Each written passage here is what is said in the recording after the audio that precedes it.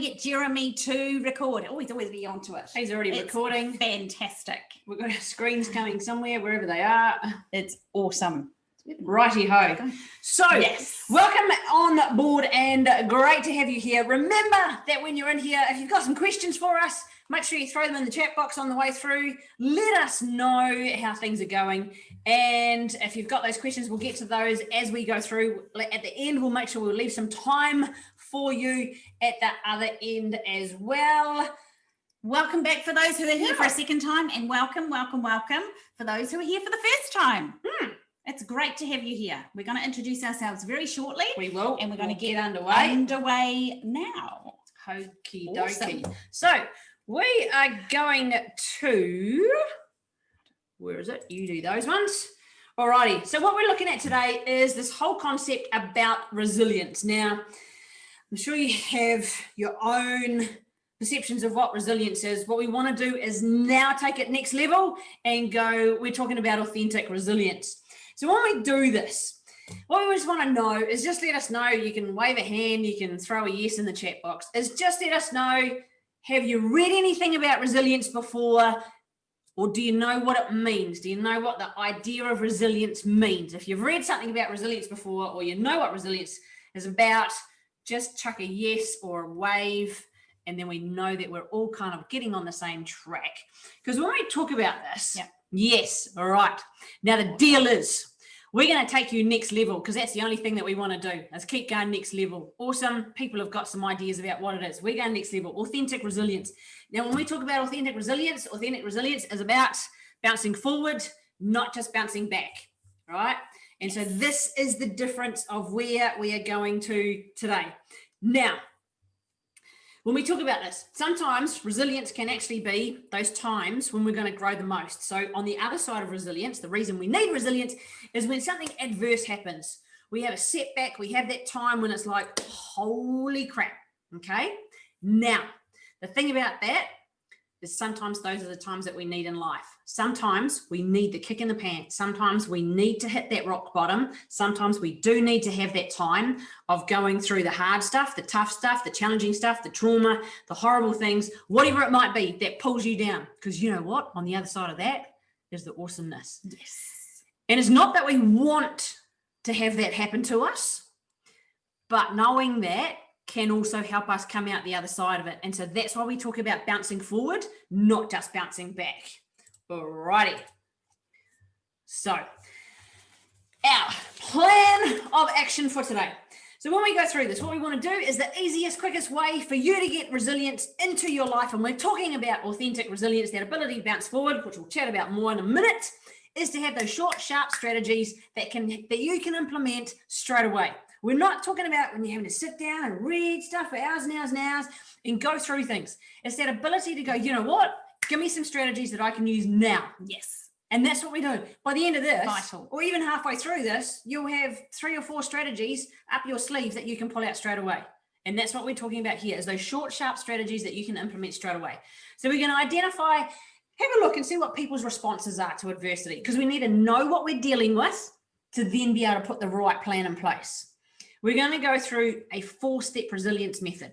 It's really simple, okay? It's really simple, and it's going to be nice and easy for you to implement. We're going to explore your response options. So how can you respond to that situation? What can you do? What can you think? How can you feel? How can you act about it? And so if we know when the crap hits the fan, if we've got it in the top of our 6 inches to go, I can do this and this. Here's what I need to do. We can get out of it real quick, all right? It's not that we haven't dealt with it, but we can deal with it quicker and bounce forward quicker. And then by the end of this session, you're going to have a plan that you can put in place. Action. A plan you can put in place. To take action. All right? And that's the deal. We do it to take action. So not just information. No, because if you're here just to gather information, you're in the wrong place, okay? If you're here for information, you're in the wrong place. Because the deal is, when you get this information, you want to put it in place. You want to action it, and you want to do something with it. Otherwise, this is a waste of time. All those books sitting on there, we use them all the time. we action those books. Otherwise, if we don't, we just get a whole pile of information and put it on the bookshelf, collects dust, makes a mess of the house. So we are lucky to have in our presence today is Dr. Elizabeth Pritchard. Right? Hello. Yeah. Do you want to introduce yourself, Yeah, actually? I was just going to say, let's do that. Do that. So I'm a health professional. I'm an occupational therapist, and it's International Occupational Therapy Week. So congratulations to occupational therapists. That was last week, wasn't it? That was last week. Last week. It's a belated happy. And I mentioned that last week, but I forgot that, so never mind. Okay, cool. And I'm a researcher and also a leadership coach. So I've coached over 700 leaders, researchers and professionals from Australia, New Zealand and other places around the world, and absolutely love doing what I do, is getting people to be more empowered and to step into their own authentic truth. That just absolutely spins my wheels. It pulls me to what I do and how I do what I do going forward. So I've published internationally and also in Thrive Global. And for over 3 decades, I've been working in STEM. So it makes me just sort of a little bit experienced, and we'll call it that. We'll just leave it at that Wise. word. We have some wonderful mentors, because we encourage everybody we work with to have coaches and also mentors. And so our mentors are Professor Paul Wood, who's AO, and Ronnie Wood, and they are in the world of science and technology. And also Ronnie is a whiz-bang at leadership training and development in the world of corporate organisations. Now, we've worked with places like Hudson Institute of Medical Research, Bionics Institute, Monash University, and many, many other places, including Australian College of Nursing. Yeah, it's quite exciting, really. They're awesome. Cool. They're amazing people. So we're here to help you out tonight. Yeah. And obviously that's moi on the way through. Now, the thing that I want to bring to you is I am a former elite athlete. I played hockey for New Zealand for 13 years, captain our indoor team for a little while too, give or take 6 years. So the thing that I really bring to this is the expertise in team. Being a team, being a high-performing team, because if you're not a high-performing team, doesn't really work. And looking at those things of, especially with resilience, it's like if you're out there and the game's against you, you can't give up. You can't go to the garden and eat worms. You can't just give up and walk off. And if you do, you'll be off the game for good. So it's those things of how do you just keep coming back? How do you keep coming back? How do you rise to the next level? How do you change? How do you adapt? And how do you get your top 6 inches to just keep going?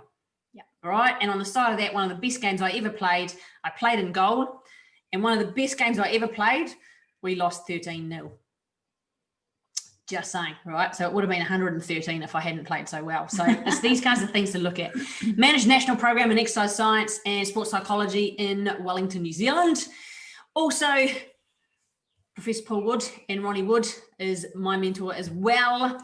Coached and trained individuals for over 20 years, high-performing athletes, high-performing people in Royal New Zealand Ballet, School of Dance, Rugby League, many other sports as well back home in New Zealand and even here, and also worked with Hudson Institute of Medical Research, Bionics Institute and Monash University, and many others that we are working with.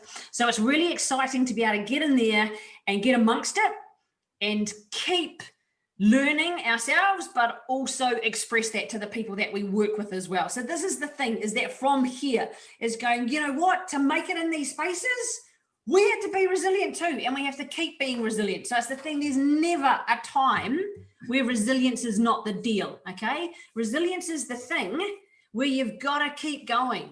And so dealing with huge amounts of stress, yep, you're in the right time at the right place. Love it. So we'll answer those on the way through, all right? Not a problem there.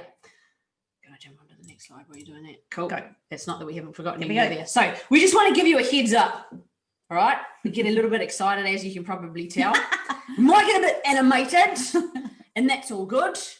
And we might swear too, all right? Those appropriate moments where it's really important, it's those times that we might just swear a little bit. So heads up, you've been told, that's the way it is, right? We're not here to tell you how to do your job because you're the expert in your job, but what we want to do is help you do your job more amazinger and at a higher level, and to be able to sustain it when crap is hitting the fan so that you can keep being your awesome self. And that's the deal. When you're going through those times of stress, is to go, you know what? How can we keep going? How can we ease off when we need to ease off and then give it all we've got again? So that's what we're going to help you through here today. So we're not here to tell you how to do your job. We're not here to blame the system. None of that stuff. It's about us. It's about you, not about the system. All right? And we're here to offer you simple, proven strategies that work. Yes. Right. So, yesterday, I was so clever, I wanted to change the world. Today, you were so wise, you started changing yourself. All right. Now, the first place you start is yourself. We can't change anything out there. We can't change anybody else's response, anybody else's reactions. The first place we start, we come from a basis of authentic leadership and positive psychology.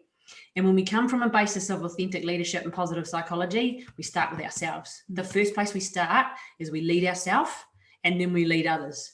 We change ourselves. We're able to influence and inspire others. We change ourselves. We're able to keep control of who we are, and we're able to bring out more of our awesome skills. And so that's what we're here for. That's what we want to do with you, all right, is to help you find that awesomeness inside so that then you can bounce forward and you're able to find a way through the tough times. Yeah. Because there's plenty of those tough times around. It still hasn't gone yet, and there's plenty of tough times to come. Life is life, and stuff happens. So the first place we're able to start and make that massive change is ourself. And that's where you totally count. So let's go. We're talking about resilience. Now, we can have this nice little definition here by American Psychological Association, and you can read it because you can all read and you're really good at that stuff.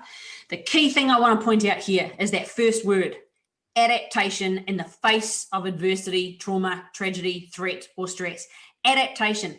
Us human beings are built and designed to adapt. Yes. We're the only thing on this earth that is built to adapt. No matter what happens, we can use our top 6 inches and we can change the way we're thinking. Then we're able to feel, have that different emotional state, and then we're able to behave and act in a different way. We're built to adapt. The other key part of resilience is about flexibility. Now, that's flexibility of thinking. So we can go, hey, if I do this and head down this track, it's not working. It's not the best option that could come. Maybe I'm going to do this and go over here. So we've got that ability to be flexible in our thought. We're also able to be flexible in our emotional states. If we can recognize that if we're feeling really low and going, I can't be bothered with this, it's not going to help us be our best. It's not going to help us serve our clients. It's not going to help us serve our patients. So we need to change something. We're adaptable, we're flexible. And at that point, we can be flexible enough to go, it's not really working, is it? So I need to change this. I need to do it differently. And then we can adapt and morph into something else that helps us perform at a higher level. Now, when we're in that state, we're able to be adaptable. We're able to be flexible in our thought, in our emotional state, and our actions. And that is what gives us the ability not just to bounce back. So normal, when we talk about resilience, we talk about bouncing back. We might hit down the bottom and go, shit's happening. Man, that was pretty shit. That was tough. That was pretty terrible the way that happened. And then we get caught up in it. And if we stay there, we'll get wiped out by this massive wave. We'll be absolutely rocked off our socks. The other way is to be flexible, to be adaptable. And in that space, that's when we're able to identify the fact that we then need to bounce forward. So when we talk about being flexible and adaptable, we're talking about our thinking, our emotional state, and our actions, because we normally just bounce back. We go down and we come back up. We go down and we're able to pull ourselves back up. We go down, we might get sick, something might happen, it might be shit, it might be hard, the adversity happens, then we're able to bounce back up. And then we're able to pull ourselves back up. But we're coming back to the same place as we were when we dropped down. The difference here is this bit, is the bounce forward. And you can see that amazing Manchester United ball there is it bounces into a different space. We bounce forward. And so when we bounce forward, we don't just bounce back, we bounce forward. And we bounce forward with the ability to have a different thinking process. We bounce forward to be able to have a different emotional state. We bounce forward to be able to have our actions and our behaviors different to the way it was before. As we talk about resilience, we're talking about bouncing back. We go back to same thinking state, same environment, same place, same way of doing things, same way of being things. When we do this, we're continually gaining momentum and going forward. Now, we might have hit rock bottom, but when we come up, We're going forward with momentum. We're going forward with lessons learned. We're going forward with, what can I learn from that situation? How can I do it differently? What would it take? And we're going forward with those lessons learned. We're going forward to maybe a different environment, a different group of friends, a different way of thinking, a different way of seeing things, a different way of experiencing life. When we've come out of that place from down here, we're able to go forward. And what we're doing is we're coming in here. And that's when we have that quote from Rumi, we start with ourselves. Because when we bounce forward, it means we're getting to know who we are on the inside, because this is the bit that counts.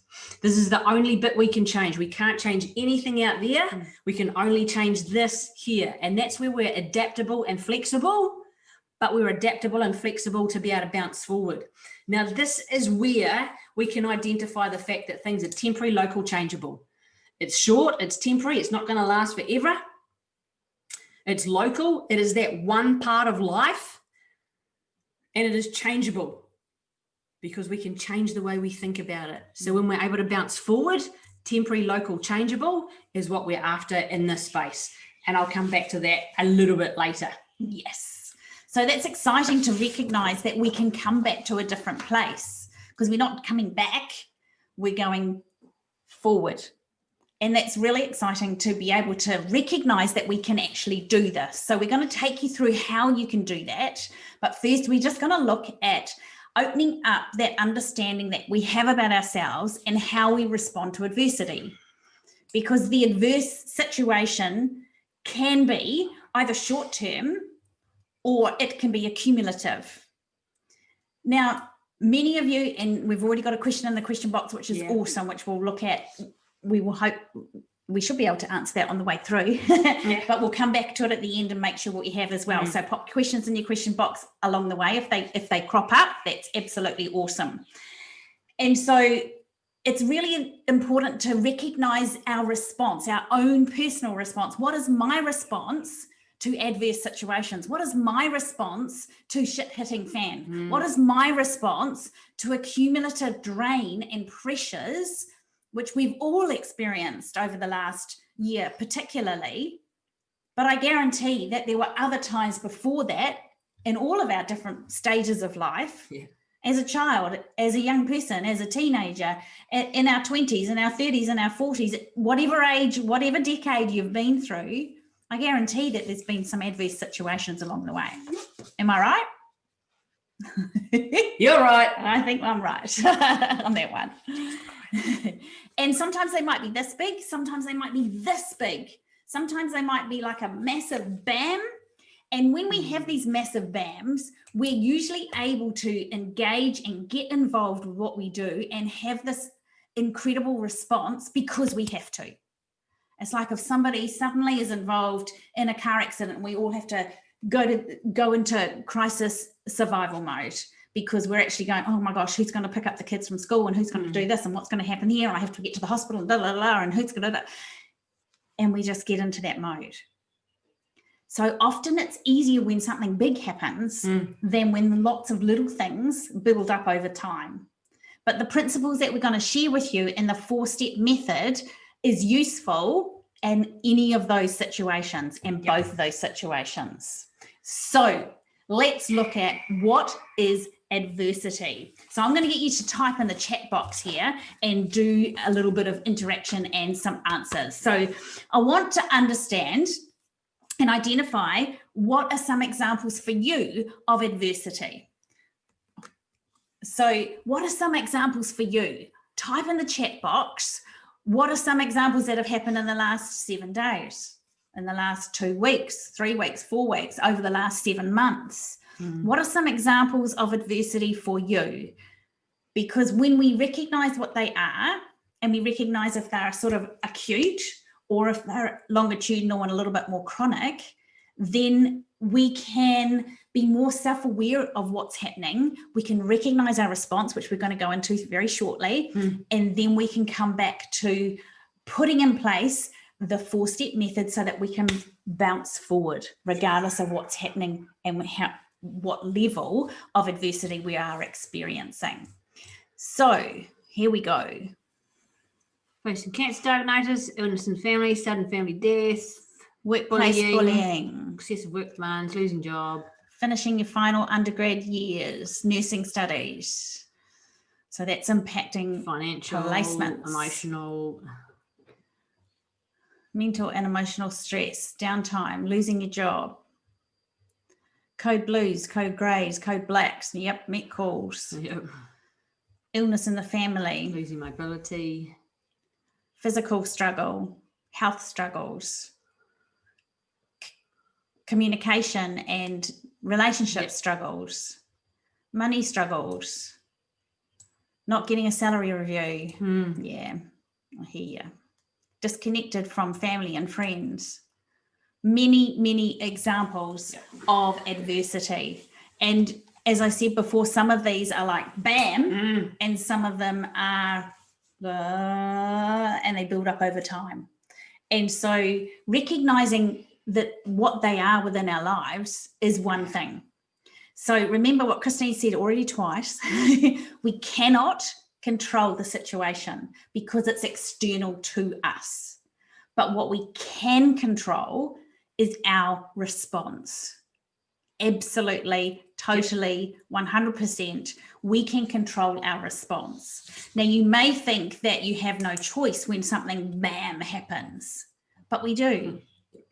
We have a choice of whether we're going to take a breath and then work out what to do, or if we're going to start spinning and reacting and being really emotional and what is happening with things, and if are we going to get caught up in our emotions, and are we going to keep on going with it being emotional, or are we going to call it as is, be emotional and feel it? We have to feel it because that's being authentic. Yep, definitely. And then after that, what are we going to do with that? How are we going to do that? How are we going to bounce forward from that? And we're not talking about pretending this is not happening, okay? That's a whole lot of BS, because it is happening. So the whole thing of recognizing what the adverse situation is to recognize it and call it as is. If it's big, it's big. If it's little, it's little. If it's cumulative, it's cumulative. Call it as is. So important in relation to being authentic in any shape or form. Because if we don't call it as is, then what's happening next? We ignore it, we let it fester, or we overreact, we catastrophize. And so we need to recognize what it is and what's happening around it. Now, I'd really like you to think about, what's your response to adversity? How do you respond to adversity? Now, this is quite a big question. Because it's like, do you have this sort of reaction to anything? Some people that we work with have the same level of reaction to any adversity, whether it's this big or this big. They have the same extreme reaction, and that's a learned behavior that we help them work through and help them to recognize that, okay, when it's this big, I can have this behavior. When it's this big, I can have this behavior. And so we help them to be more empowered about how they respond to things. So what is your response to adversity? I'd like you to type it in the chat box. Oh, sorry, I just hit the mic. Type it in the chat box and let us know, what's your response to adversity? Is it big? Is it small? Is it physical? Is it emotional? What's your response to adversity? How do you respond to adverse situations?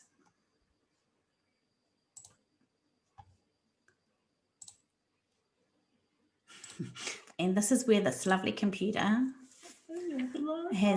disappears, your things disappear. There we go. Here we go. Thinking outside the square. Feel drained emotionally, physically. Anxiety. Freeze or flight. Yeah, we often go into survival mode because we're going, how do I keep myself safe? Yep, internalize it, emotional. Always big for some people. Withdraw, catastrophize, get chronic fatigue, sleeplessness, unable to stop, anxious, ruminate, great recognition and great Oh, realizations of how you respond to adversity, because awareness brings change. If we're not aware of what's happening and our extent of response, then there's no way that we can change it. So this is a really good thing, okay? This is a really good thing that you've recognized this. All right, what we usually do in our coaching sessions, we'd go, okay, put your right hand up in the air. Here you go, everybody, put your right hand up in the air. Do it on the other side of here. I'm watching. Go like, what are they going to do? And I want you to lean forward a little bit. Lean forward to here. That's it, cool. And then you take your hand and pat yourself on the back. Awesome. How often do you pat yourself on the back? I reckon not very many times. And what's important is awareness brings change. And I'm not taking the piss. I'm absolutely categorically emphatic that this is so important, because we often just keep on feeling like we're a twig in the ocean, and no matter what's happening, we just think we can't actually do anything different. Now, one of the highest, I've had quite a few sort of long-term adverse situations in my life. One of them I'll share with you, where in 2010, where 2 weeks before I was going to move countries from New Zealand to Australia, and I was going to move to Sydney to take up a management job in Sydney. 2 weeks before I was due to leave, they pulled the contract on me. And I was like, oh, holy crap. I'd left my job. I'd resigned from my job. I'd told the landlord that I was leaving, so I was going to be out no house within 2 weeks. I had sold up most of my stuff and packed it all up, ready to go. I bought my airfares, tickets, and all the rest of it, and I'd sorted my life out to move over to countries. And it was like 2 weeks beforehand. I was like, holy crap! And I was like, oh. And so I could either stay in that. I could stay in the blame and the how dare you, and fight them and take them to court because they were not playing ball. They broke their contract. I could have taken them to court, but doing it across countries would be a little bit tricky and quite costly. I could stay in that and fight them, or I could go, absolute, never ever going to go with that company ever again, or it's like, that's it. And I cut it, and it's like, right. I turned my focus. I bounced forward, and it's like, what do I need to do? I need to get my job back. I need to find somewhere to live because the landlord was selling the house because we were leaving. I need to work out, oh, we don't need to buy everything else that I already sold. That's fine. We can live on that, live with less. And so I pivoted around and I changed it. And then 3 weeks later, my brother died. And I was like, oh, crap. And then 4 months later, my nephew died. My brother who died, one of his children. And then 6 months later, my partner's wife died. My partner's mother died. And it was like, oh, man. And it was just big thing upon big thing upon big thing. And what this taught me was absolutely huge. And that's why we share these things with you today. So within all those big things, there was a whole lot of little things as well.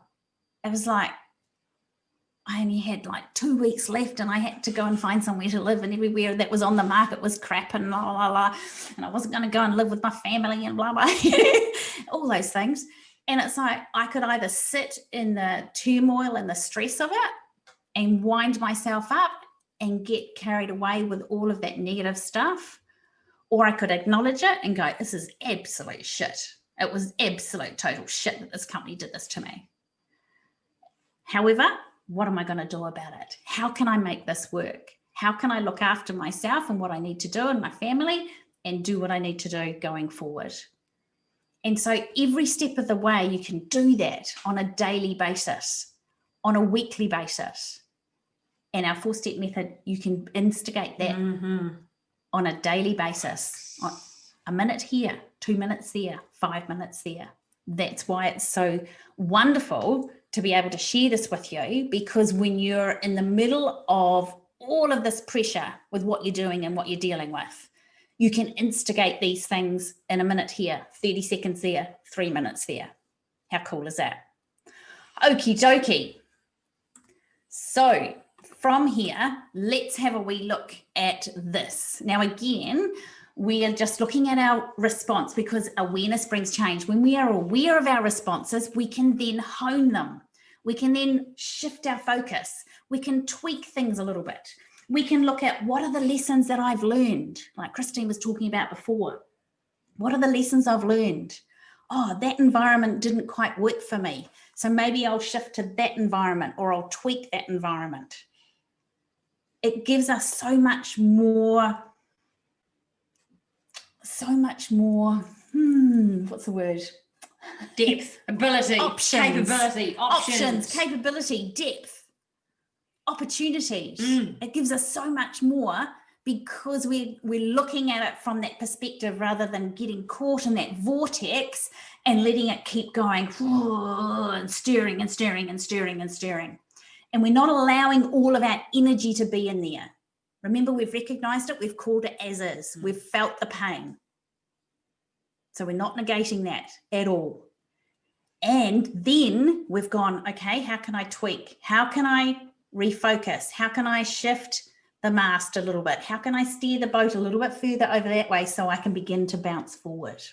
So what we'd like you to do is, just on a piece of paper, hopefully you all got pieces of paper or notebooks, so you're taking notes here, because if you don't take notes, then it's just information that's going, so hopefully you're taking notes along the way. I'd like you to have a wee go at identifying your responses really quickly for these 6 questions. Now, when you do things like this, you go with your first response. Don't go with your head and that analytical response. Don't think, oh my goodness, I think I should be this, not that.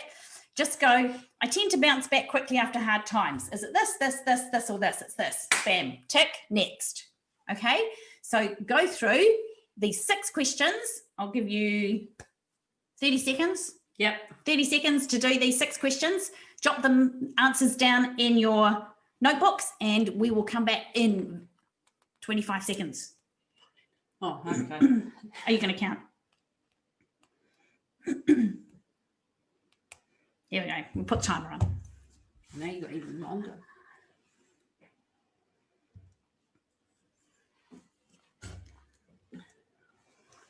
First decision.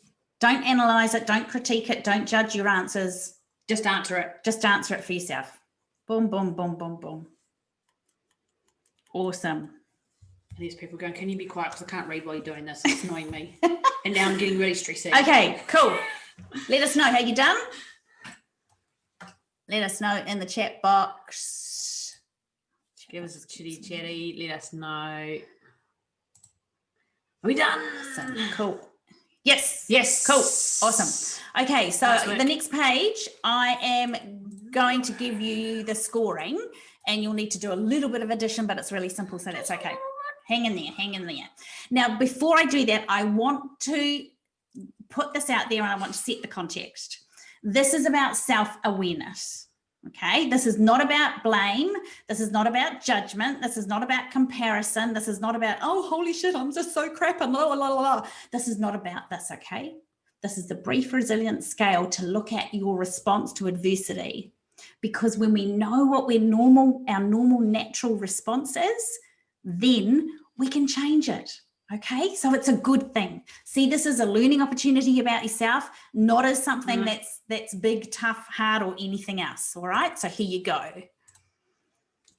So there's different scores. Some are reversed. Different scores. Add up your scores if you can. So work out which of your scores are.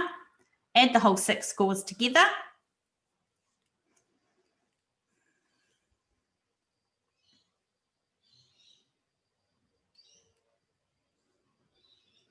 Okay, should be doing the final calculations now.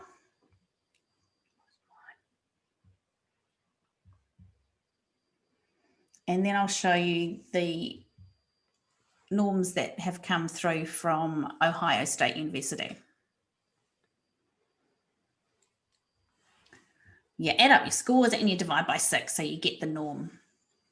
You get the average. So add up your scores, divide by 6, you get average. Now, it would be really great if you can start popping your answers into the chat box, because again, remember, it's not about comparison. It's not about, oh, they're really bad, they're really good, or oh, in between. It's just really good for self-awareness to identify where you're at and what's happening for you.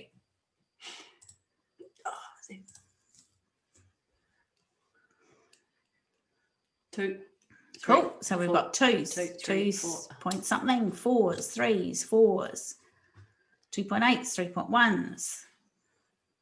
Hope you worked out those 2.8s and 3.1s actually using a calculator. It's awesome. 2.2s, 2.1s. Awesome. Now you might think, oh my gosh, that's really much lower than I thought it was. I was really good at resilience. Or you might go, oh, I thought I was really suck at this, but actually it's actually quite good. Whatever it is, remember, it's about awareness, and it's about our learned lessons of ourselves, where we're at. If you're 1, fantastic. Only place to go is up. And this is how to do it. And we're giving you the 4-step method to be able to put it in place to build this and grow this. Yep. Fantastic you for identifying and recognizing where you're at and what your response to adversity is, because we cannot change it until we recognize that. So now we're going to give you the 4-step method. All right? All good? Excellent. Okay, so keep on going to the end, because that's when you're getting all the goodies of how to twist this around and how to turn this around and how to be able to start bouncing forward. Awesome. So the 4-step model is about stop, regulate, choose, and follow through. Okay, we're going to give you more instructions around each of these so that you can do them. Okay, this is not about learning information, as we said. Information without implementation is useless. We need to have the implementation, the action taking, the agency, so that we can see that we are making a difference in what we're doing. You can grow and develop your resilience muscle. It's a muscle. Some theorists like Martin Seligman say that we are all born with resilience. That's why you see little kids totter around, fall over, get up, fall over, get up, fall over, and finally one day they walk. How cool is that? So we can do that too, because resilience is about getting up and going again, getting up and going again. And yeah, it may take a lot of energy, and we may think, oh my gosh, today, right here, right now, in this moment, I just want to bury my head in the sand and jump into bed and pull the covers over top of my head. Now that may be part of a strategy that you have. When I feel like that, I allow myself to feel really shite for only a short period of time. Some people allow that time to be only 90 seconds. They have trained themselves to be only in that state of feeling shite for 90 seconds, and they set the timer on their phones. 90 seconds. Now, if your feeling shite goes for days and weeks or even months, we can totally help you by putting in these strategies and making a difference. If yours goes for a day or 2 or 3, these strategies will bring that time frame backwards. Absolutely. Okay, so here we go. Stop. So the first thing to do is push that stop button. Now, it may sound really simple. However, how can we do something different if we're going catastrophizing, negative vortex, absolutely spinning in that whole response thing? We can't. We have to go push the stop button. Other people like to see a stop sign, and they actually see it in their head. They do this image of a stop sign where it comes up and it goes, stop. Stop that negative thinking. Stop that negative spiral. Stop the spin. Because when we choose to stop the spin, we then can lower our adrenaline, lower our cortisol levels, lower that whole lack of focus, because what happens when we get so stressed our focus gets so narrow focused in not a good way. It gets so narrow focused that we can't see the opportunities, that we make really dumb decisions. There's evidence that shows that the higher stressed you are, the dumber the decisions you make. Truth. And they actually used it as word dumber because we take unprecedented risks. We do things like we'd never ever do in other times when we're stressed. That's why when you're thinking, I've got to do this, and then I have to go and pick up the kids, and I have to do this, and I have to do here, and I have to go here, and I have to go home and cook the meal because we're having 7 people for dinner, and and you drive, you back your car out and you hit the power pole. That's why we do things like that. It's usually in those moments when we're really stressed. And so this can help with stress as well. Absolutely. And adverse situations, our response. We need to be able to stop. We need to be able to stop the spin, stop the busy, do, and then this, and then this, and then this, and then this. We need to stop the racing thoughts of, oh, what about this? And then this, and then they did this. And what if this happens? And what if that happens? And oh my gosh, what if that happens next? And oh my goodness, One of our clients in the last few days, her husband was in hospital having surgery. And she said these strategies just work so much, because she said even though he got admitted to hospital and had to have emergency surgery and all of this, she goes, I was just calmly going through things. And she was going, I love my stop button. She was just calmly going through things going, okay, children need to go somewhere. Right, children, off to there. Right, husband, over there. Right, I need to go here. You need to do this. We need to do this. I need to listen to this. She even went out and had a coffee while he was having surgery. Coffee and read a book. Coffee and read a book until the surgeon rang and said, come back, he's in recovery. How cool is that? She didn't let the situation or the external things dictate her response. She was in control of it. She took back that control. And this is the first step to do that.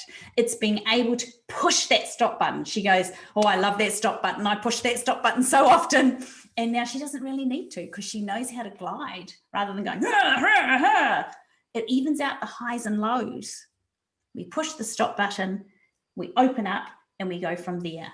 It's brilliant. That's the first step, okay? First step of your 4-step method. So like Elizabeth said, when you push that stop button, it evens things out. Because what we want to do is we want to ease into an even keel. So Marty Seligman, granddaddy of positive psychology, he came up with the whole concept of it. His whole thing is about having that even keel.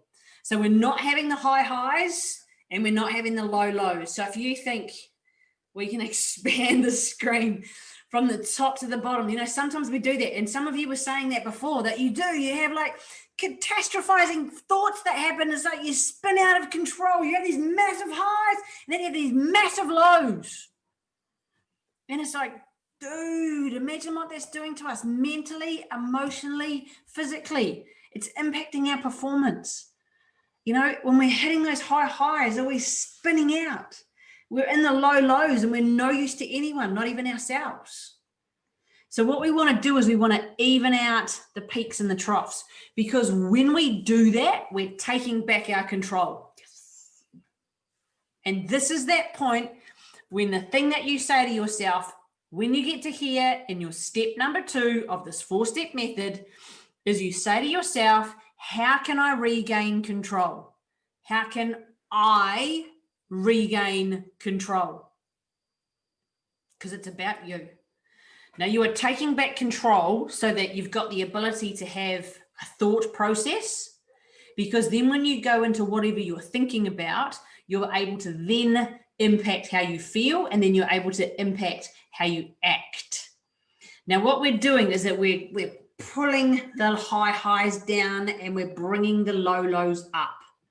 We need the ups and downs in life. We need to be a little bit sad at times. We need to be a little bit unhappy. We need to be a little bit, that's okay.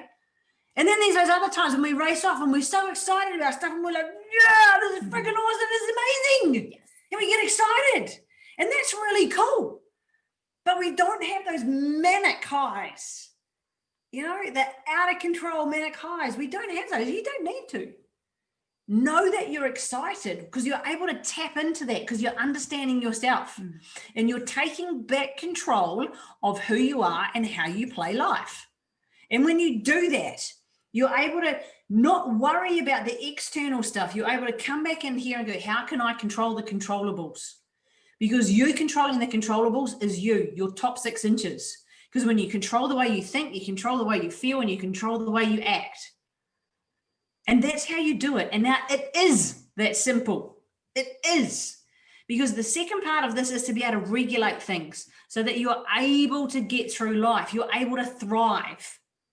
Because even when the shit is hitting the fan and the worst stuff is happening in your life, it is temporary, local, changeable. There is parts of your life where you can still have those amazing moments. And these are the things to start thinking about, is that when you're able to do that, is you are taking back control and you are saying, this is mine. You are not catastrophizing. You are not in that absolute ridiculous phase of going out of control and being all over the place. And this is what we want to do. We want to squeeze them down a wee bit so they're not so ridiculous.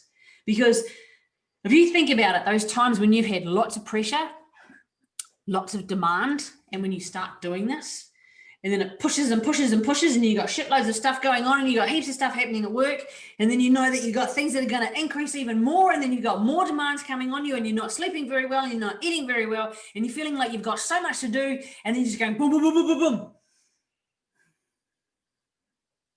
And you might be feeling it just a little bit on the other end of this right now. I'm like, woo!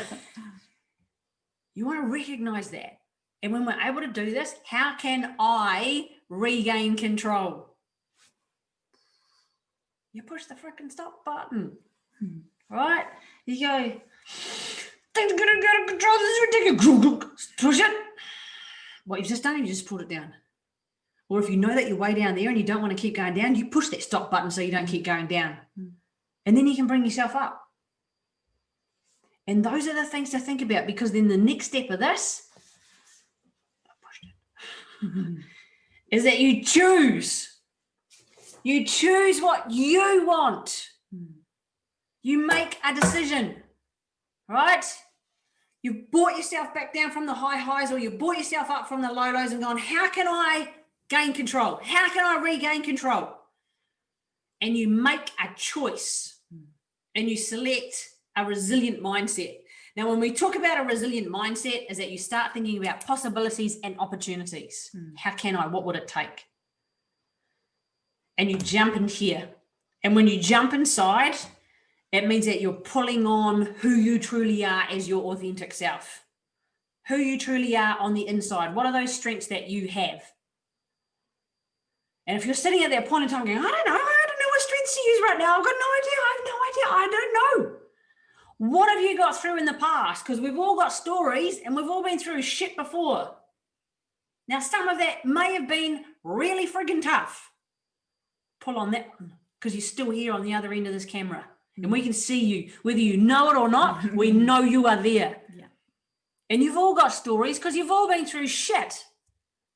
And you've all been through the tough times. So you draw on that because you're not still back there. You're here now with us at this point in time. So it means you've got through it.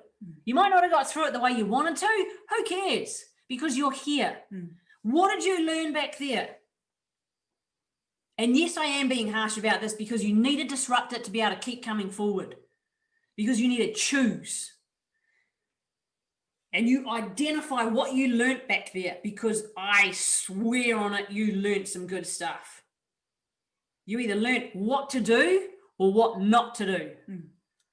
Because you ain't sitting back there still, all right? You're on here because you want to know how to do it differently. You're on here going, how can I improve this even more? Some of you have got 4s in your resilience scale. Cool, bring it up to a 4.2, bring it up to a 4.5. I dare you, bring it up to a 5. These are the things we look at. If yours is on a 1.8, bring it up. Make a choice to bring it up. Push the stop button, bring down the high highs, pull up the low lows, and make a decision. And yes, it is that simple. Because this is where it happens. This is the point where we get in here and we go, right, I've taken back control And now I get to choose. Now I get to make a decision as to where I want to go and what I want to do. And when you do this, you are at that point. You are at that vital point to go, right. You are here in the present moment. Now, what I would get you to do is to tap in. Whether you're sitting down, lying on the floor, lying back in your chair, lying back on your bed, sitting, I don't know, whatever you're doing, just tap into it. What does it feel like where you're sitting? Can you feel this seat, whatever, on your glutes? Are you standing? Can you feel your shoes? You're breathing. Your shoulders coming up and down when you breathe, or is your belly moving when you breathe? What can you hear around you? Yeah, you can see us, and that's pretty awesome.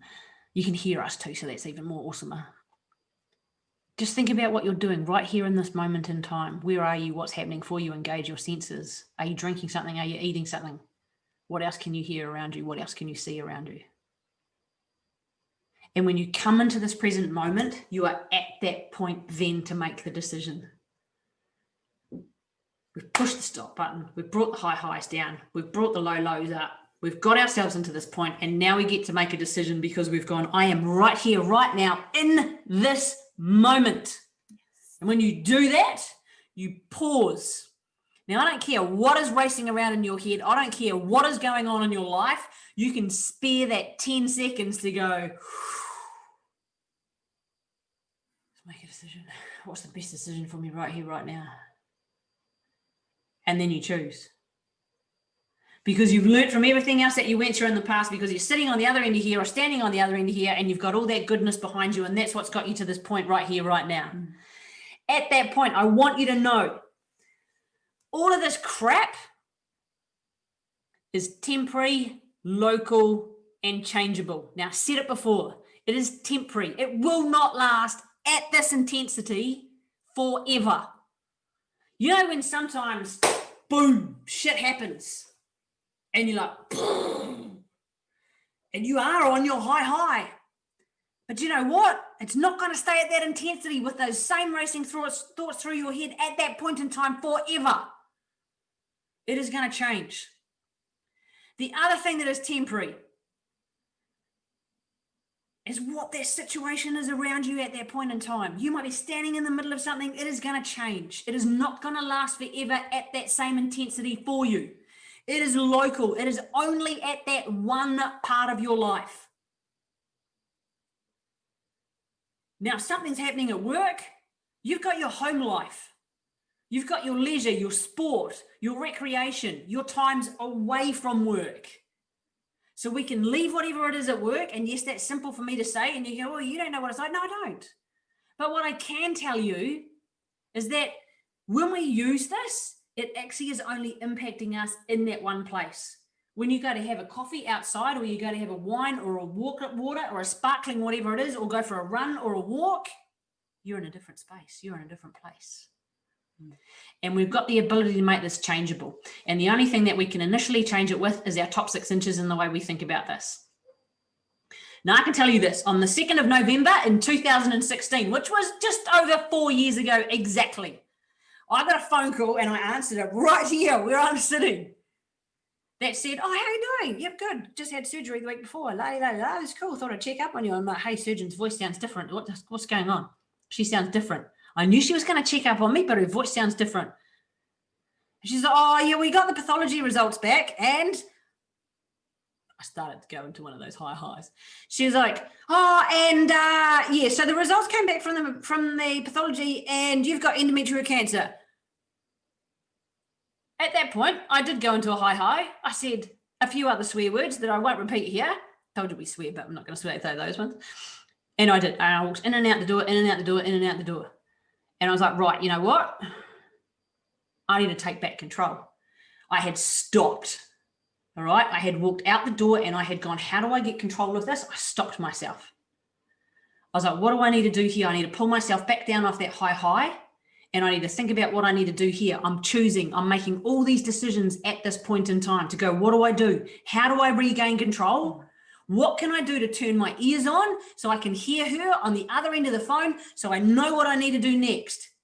I was making a decision at that point in time. The whole time through all of that, the treatment, everything else, do you know how good those flowers smell? When you're on the way into Peter Mac, when you smell those flowers, do you know how good the coffee tastes? Not at Peter Mac. Do you know how good the coffee tastes at those really cool cafes around the place after you've had treatment? Do you know what it's like to sit out there and just read a book and be in that moment? Those are all those moments. Because we're deciding to make things temporary, local, and changeable. And you can take control of that. It doesn't have to consume all of you and your life. When you make a decision to stop, to bring down the high highs, pull up the low lows, and you choose and you make a decision and go, this is temporary, local, changeable, and I'm jumping in here and drawing on every piece of shit that I've ever been through in my life, you will make it through. I'd say guarantee, and I guarantee you. The key thing is, and this is the bit that counts, because same as all those books sitting on the shelves there, unless we take action, they do not count. Unless we go, oh, I'm going to push the button, and you don't push it.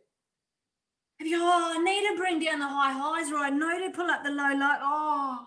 But if you don't take action, it means diddly friggin' squat.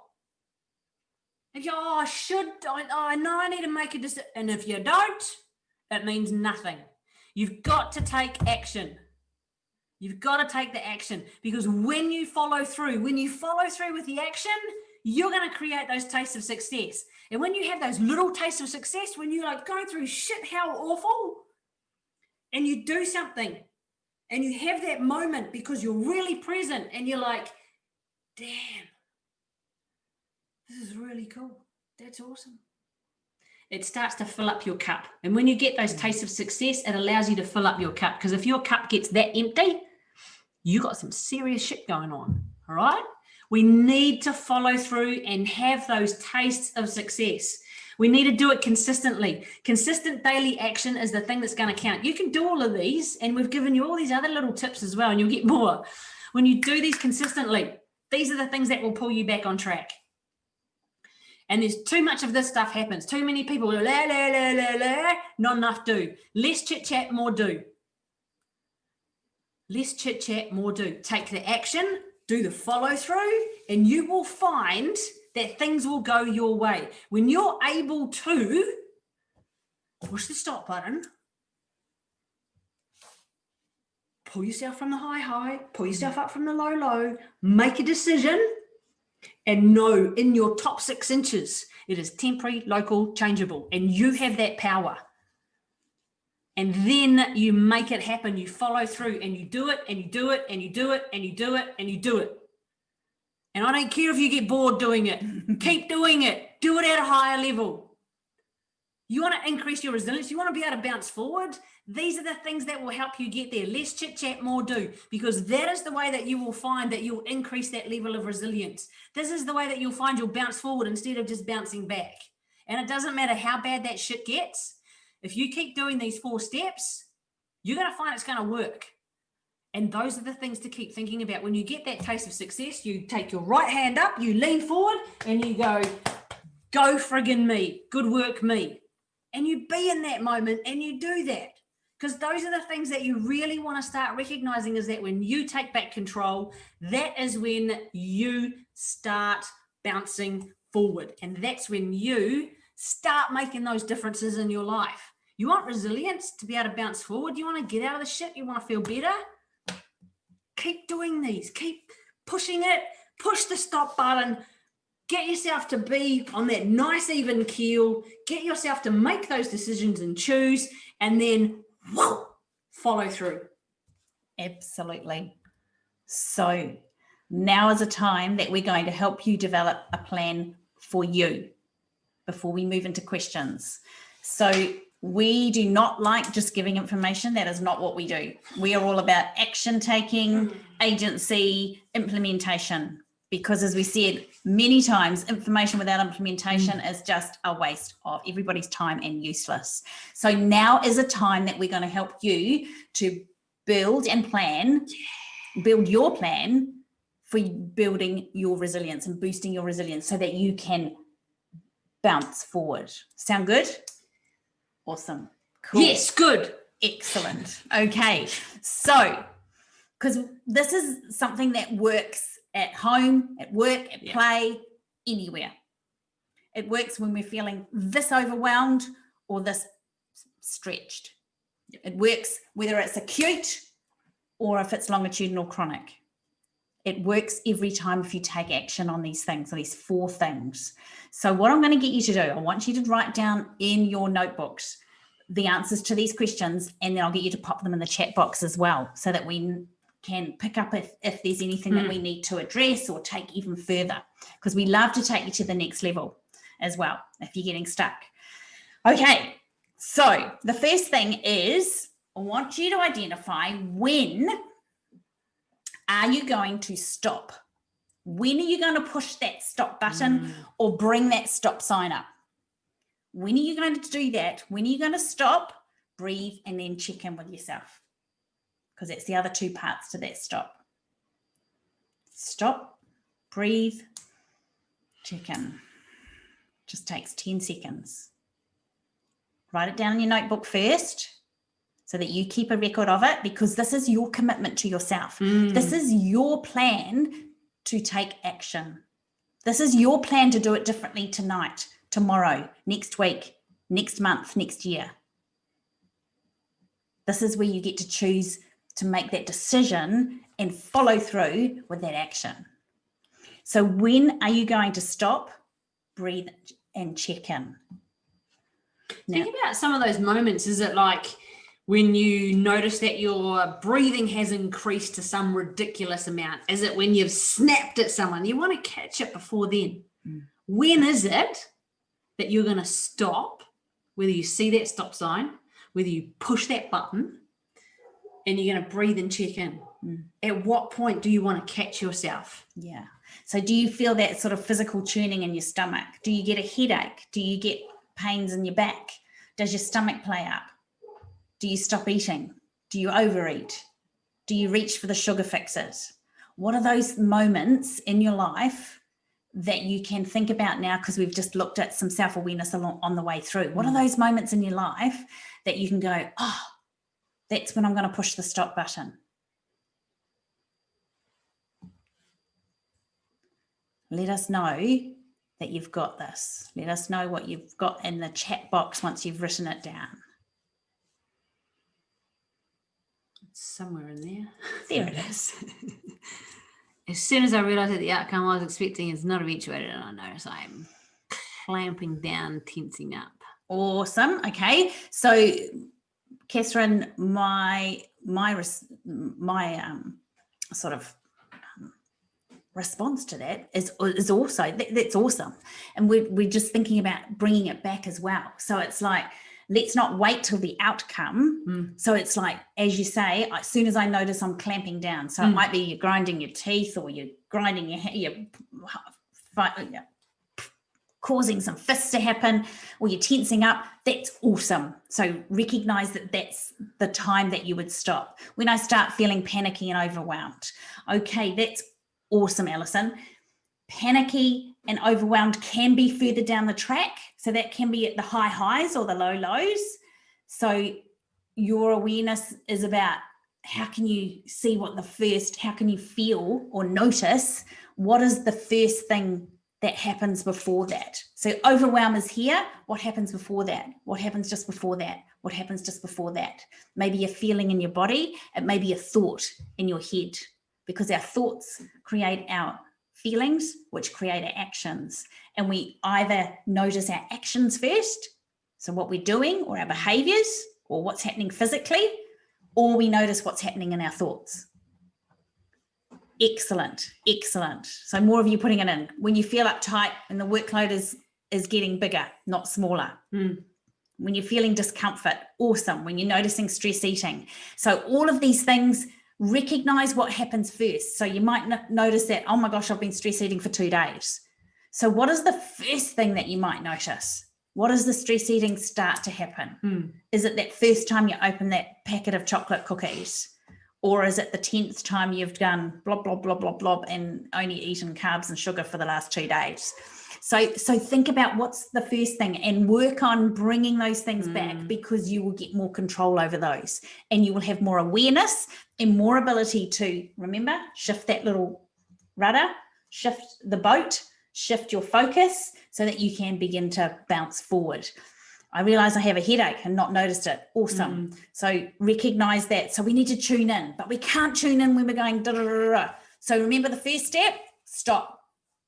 Push the stop button, put the stop sign up. That's the first thing to do. Now, the second question I'm going to get you to answer is, how can you become more aware of the peaks and troughs?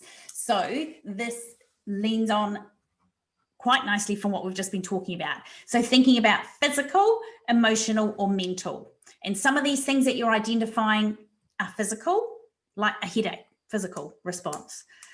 Discomfort. So where is your discomfort? Is it in your tummy? Is it in your shoulders? Is it in your chest? Is it in your breathing? Does your breathing get tighter? How can you become more aware of the peaks and the troughs in relation to your experience around physicality, emotions, or mental responses and thinking? That's your second part of your plan. So it may be that check-in.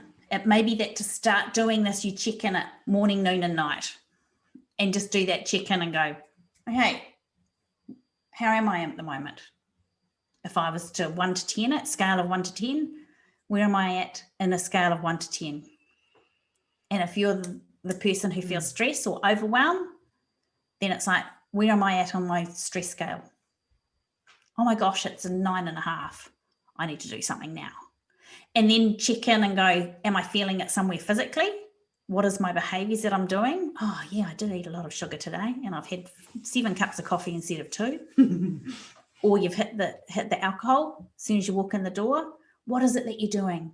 Or you've let your good strategies happen, so you've actually withdrawn from connecting with others, or you have stopped your exercise routine or regime. So it's like, what's happening for you? So these are, when you have awareness around this, you're able to build this and build your resilience much more effectively through doing these things. So then the third part of this plan is, what is a statement that you will choose to support your resilient mindset? What is a statement that you will choose to support your resilient mindset? Now, we know from the science of happiness and subjective well-being and from positive psychology that us just saying positive affirmations on their own do not work. We know this. We know they don't change behavior. However, we also know that when we do them in tandem with taking action, they are hugely powerful and they can change the patterning behavior that we've done previously. So, number 3, what is a statement that you will choose to support your resilient mindset? I'm going to give you some examples in a minute, but I just want you to think about and write down something that you will have for yourself. Think about it being different. So when we want to do life differently, because if we keep doing what we've always done, we'll always get what we always got. So if you keep the same thinking and the same way of being, you're just going to keep bouncing back. So if I'll get through it, it'll be okay, hasn't worked for you in the past, well, it's going to keep you there, isn't it? Right? If that's something that you keep saying and you just keep on bouncing back, then you need to do it differently because you want to bounce forward. So you want to flick it around. You want to now start thinking about how you can be adaptable and flexible in your thinking as well as every other area of your life. Yep, absolutely. Now we've got so pop some of your comments in and I'll just make some comments on them to take them to the next level and give you even more support around that. So if we say something like tomorrow's a new day or tomorrow will be better, then we're often saying it'll be better when. And we're looking to the future to solve our problem, but the future never happens because the only thing that happens is right here, right now. Yeah. So I challenge you to take that tomorrow is a different day to that whole thing of temporary, local, changeable. So this next minute, right here, right now, oh, this is new. And this is new. And this is new. So we don't have to wait until when. So think about statements around that. I am statements are wonderful. I can do this. I've got this. I can find a way. I have the strength. I am stronger than I think. I am getting good. I am getting good. I'm learning how to do this. I'm learning how to master this. So it's really good when you're making these statements not to do, I'm not stressed. No. Don't do that. Don't do that. don't think of a blue elephant. Yeah, don't do the negative. Because like, don't think of a blue elephant or a pink elephant. And what you do, you think of a blue elephant or a pink elephant. And if you don't feel overwhelmed, that's awesome. I can make no. So I am resilient. I've got this. I can do this. I am mastering this. All of these types of statements lets us off the hook for going, oh my gosh, I'm shite and I'm terrible and I'm crap at this and I don't know what I'm doing. Remember, this does not have to be something extreme. Nope. Does not have to happen. Little simple things. Little things. You know what? Someone goes, oh, can you do this? Yep, yeah, I can do that. I can fit that in. Oh, and then like, oh shit, I've got a meeting here and then I've got to go and do this and I've got to pick up the kids and I've got to drop the stuff and I've got to sort this out. Oh shit, when am I going to get this done? Now, you don't need to go into overwhelm. I don't get stressed. I do get worried. Sometimes I might get a little bit anxious about things, but I don't get stressed. She doesn't. She doesn't. But believe me, I need to keep working on my resilience because it makes me perform better. It helps me to be a better version of myself. So what I turn around right here and go, oh, I actually got 5 for my resilience skill. But that's because I've been working on it for friggin' years and I keep working on it every single day. So these are the kinds of things. So when you're here, it's that thing to go, what might be 8 out of 10 for you right here, right now in your life. And you're like, yeah, this is pretty cool. Raise your standards, raise the bar, expect more of yourself. Take your own boundaries up, increase your standards, be adaptable, be flexible, increase those things and expect more of yourself. Because then it means you're going to be even better at what you do. You're going to be better at serving your clients and your patients. You're going to be better at leading your team. You're going to be better at mastering whatever it is. Because maybe you might be really good at your job. How good are you at having leisure, free time, fun, play, and joy? Do you have strong relationships with people? Then you're able to start to, getting that focus in other areas of your life. So these are the things to always think about. Be better than you were. We always need to be working on resilience. We always need to be identifying how we can raise the bar, raise the standards. Do we need to put more boundaries in place? Do we need to have more boundaries for ourselves? Do we need to release some of those boundaries because we think that we're doing it on purpose to keep ourselves safe? That means you're insecure and you have low levels of resilience. So we need to release those boundaries that we keep holding on ourselves. And then we need more resilience because things are unknown. When we learn something new, it's unknown. We need resilience. When we do something that's totally different, we just never know what's going to happen. We don't know the opportunities that are out there. We need high levels of resilience. So when we flick it around, we're adaptable and flexible in our thinking to go, opportunities, I need resilience. I want to increase my levels of resilience so I can bounce forward next time. What can I learn? What can I get from back there? There's always these spaces to learn more and be more and get more and do more. And the beauty of that is that we shift then from seeing things as obstacles. We shift from seeing things as stressors or events or trauma or adversity that is so huge that we can't get through. We shift from that. We shift our mindset because we've pushed that stop button. We've regulated the high highs down and the low lows up a bit. We've made a choice that we're going to do this differently. We're going to see it as temporary or local and changeable. We're going to go a little tweak that way or a little jump that way. And we can do that because we shift from seeing things as obstacles to opportunities. We recognize more about ourselves. We are more self-aware of what we are feeling when we have a situation that comes up. We recognize our response to adversity. We are able to make a choice of, oh my gosh, this is here. This is unknown. This is big. This is here. Oh, I don't know what this is. Oh, I can do this. I can do this. I'm learning to do this.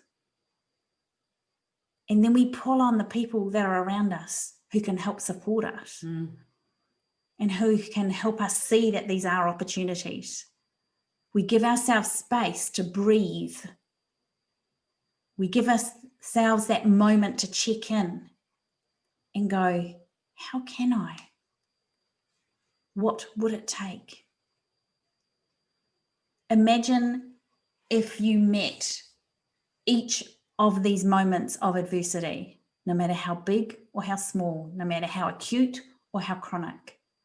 Imagine if you could respond to these with higher levels of resilience every time and keep bouncing forward. Keep bouncing forward. Doesn't mean that things don't hurt. It doesn't mean that we have an easy life initially, because shit happens, life happens. We recognize that, we call it as is. We are absolutely true and open and authentic about that. And then we get to do the other things. We get to choose what our response is. We get to choose how we go forward. Just those little steps every moment of the way, because we are shifting from obstacles to opportunities, and we are creating a life of adaptability, flexibility, and strength to keep bouncing forward. And we want to keep supporting you to do this as well. So we've got a couple of free things for you to help support you in bouncing forward. We have got a community on Facebook of like-minded people in STEM, which is Leading Authentically with Elizabeth and Christine. And I'm going to put the links in for you into the chat box so that you can identify those. I'll do them in a minute. We have a free ebook for you to download. Different to last week's ebook, we're giving you this ebook for free because we know that these strategies work, and there's a few extra little goodies in here as well about boosting your resilience ebook. So I'll put the link in a minute.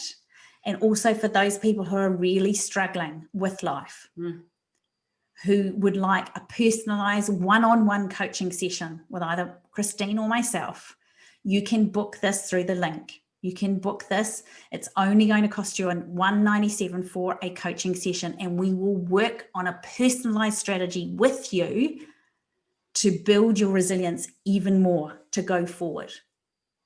How cool is that? I'm going to put those links in here as we go to question time. So when you're thinking about this, think about it as in it doesn't have to be extreme trauma or shock or challenge. It can be, how do you get through those things that just happen in life? How do you just keep going? You know, when you get tired and then you start to think, oh my gosh, but I could deal with this really easily in the past, and now I'm feeling like I'm just banging my head against a brick wall. Think about some of these things where you could do it differently. And this is what we're meaning here by your questions. So throw your questions into the chat box, and then I'm just reading these as we go. So that's why I've stopped. So we're just reading your questions because we're going into question time. So make the most of this time. Ask your questions. It's like, how do I do this? What do you mean by that? What does this mean? So we'll confirm the 4 steps again. Remember, there's 4 steps. First one is stop. Push the stop button. Breathe. Check in. Regulate. Second step, regulate. Those high highs and low lows, bring them down. And that's through having control over this and how you choose to respond to that external situation. Third one is choose. Make a decision. What are you going to do? How are you going to do it? Can you learn from the lessons that you've been through before? And remember at that point when you choose, which is the 3rd step, that things are temporary, local, and changeable. And then your last one, the most important one, the one that you have to do, whoosh, is follow through. Take action. Yes. Take consistent daily action. And you will find that you will get massive changes when you do that. When you stop, pull yourself onto that even keel, make that conscious decision of what you're going to do, left or right, which way are you going to go. Temporary, local, changeable. Remember that. You choose how you're going to get through it, and then follow through. And you do it. You make the decision and you follow through. And these are the key points to be able to then go, you know what? I'm taking action, I'm doing something. Because the quickest way to squish stress, the quickest way to get over stress, the quickest way to get through stress, the quickest way to get stress out of your life is to take action. Yep.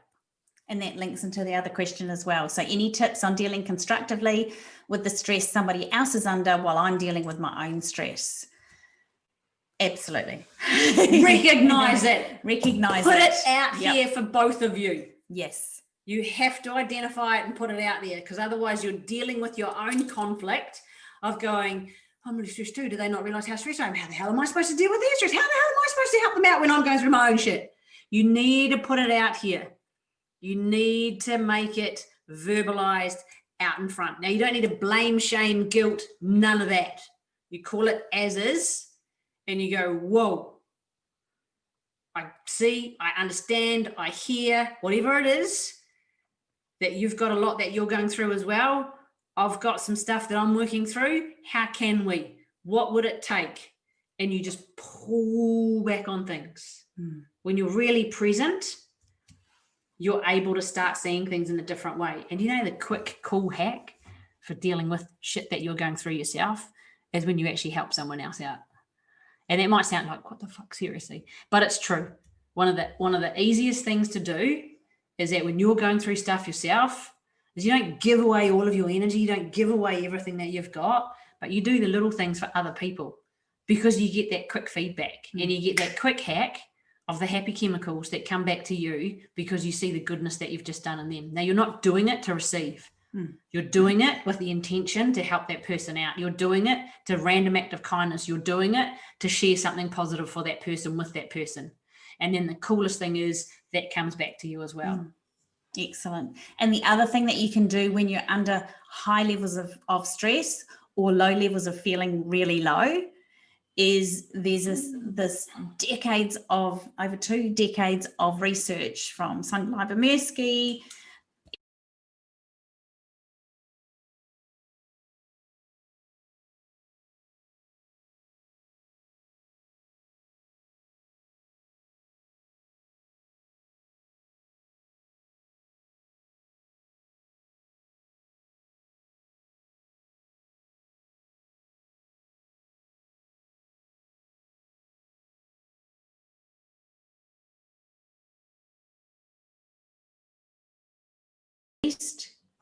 depression. And then they revisited these people. They only did it for 7 days. In their diaries for 7 days. 3 good things in wife, 7 days. They revisited these people and retested them. There was something like 1,400 people.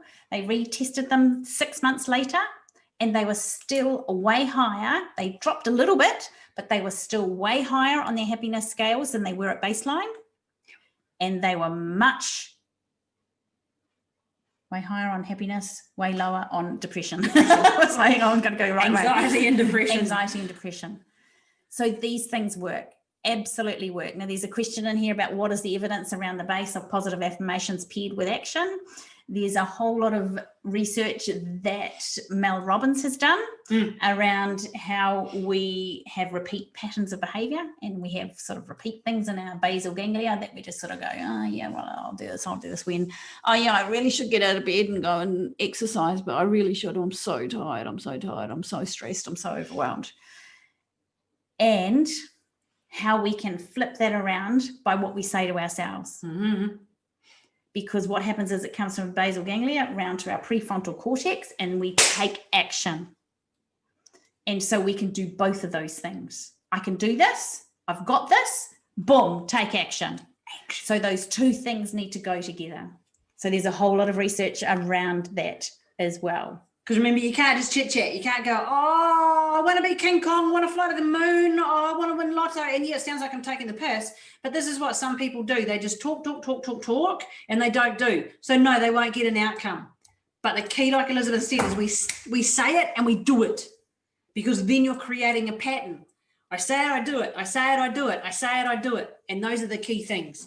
And this is a lot of the stuff, like even talking about imposter syndrome, which I don't believe in, but it's just that thing of that self-doubt. It's that key thing of going, when I say I've got this and I do something, one of the quickest ways to get rid of stress is take action. So instead of standing there going, oh, I'm useless, oh, I can't do this, there's no way I could do this, What can you do? Shift it. You got through the shit before. What are you going to do now? I've got this going for me. What are 3 awesome things that have happened for me in the last 24 hours? I had an amazing coffee. I got an awesome red rose this afternoon, and I had a friggin' amazing session on this symposium today. And within saying that, my heart rate dropped. Hard to do at the point in time, but it dropped. And then you take action. And when you do that, you are in that space because you've just brought the high highs down or you've brought the low lows up. When you're in imposter syndrome, it's just self-doubt. You're sitting there freaking out. That's all it is. It's self-doubt. There's nothing else. Syndrome, whatever. Don't give yourself a label. It's just self-doubt. At that moment in time, you've gone, I don't think I can do this. I don't think I'm good enough. That's all it is. Say 3 cool things to yourself. Say something positively awesome about yourself. Lean forward, give you a pat on the shoulder and go, hey now, I'm here doing this. Do it. Take action. I'm learning to master it. I'm seeing obstacles as opportunities. I can do this. All of the strategies we've put in throughout this whole training, you can do no matter what age you are. Somebody asked about age. Age, if you say that I can't do this because I'm too old, I can't learn new tricks, that is absolute BS. There's 2 sides of the BS, the belief systems and the bullshit side. Yeah.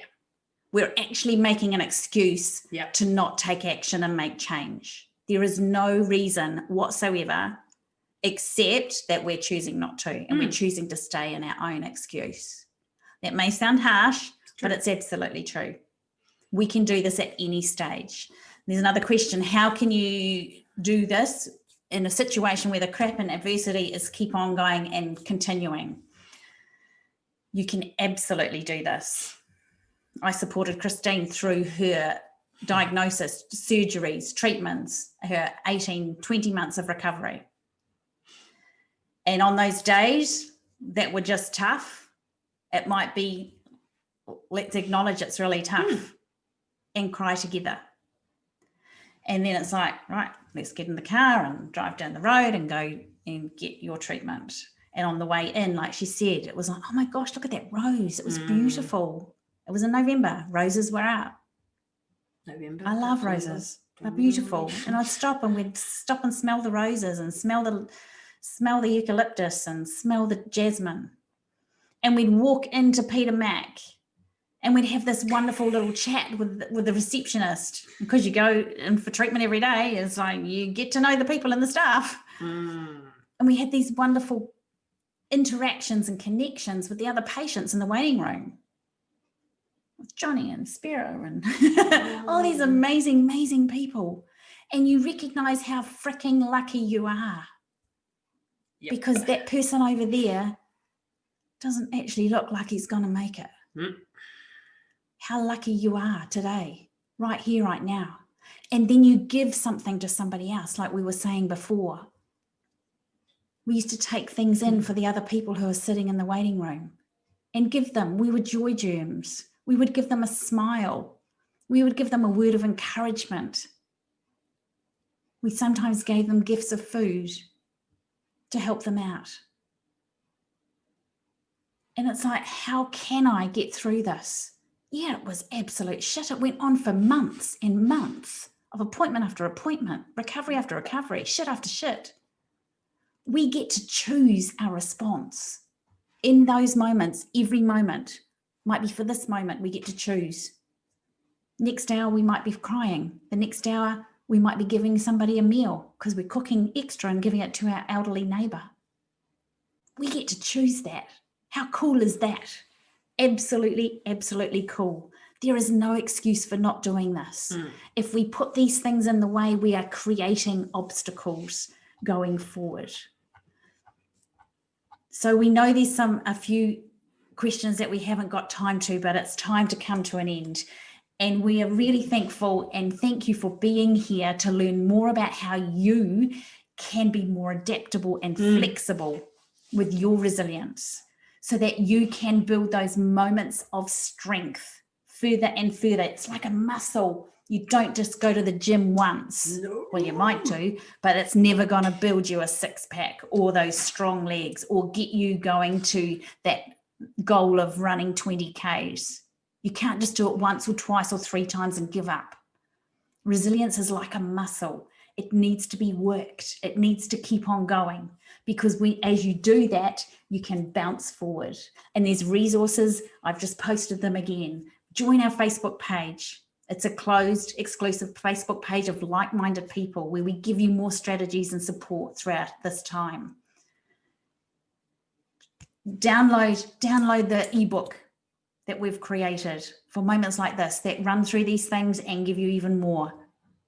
And if you're really struggling, book a coaching session with us. We would love to work with you.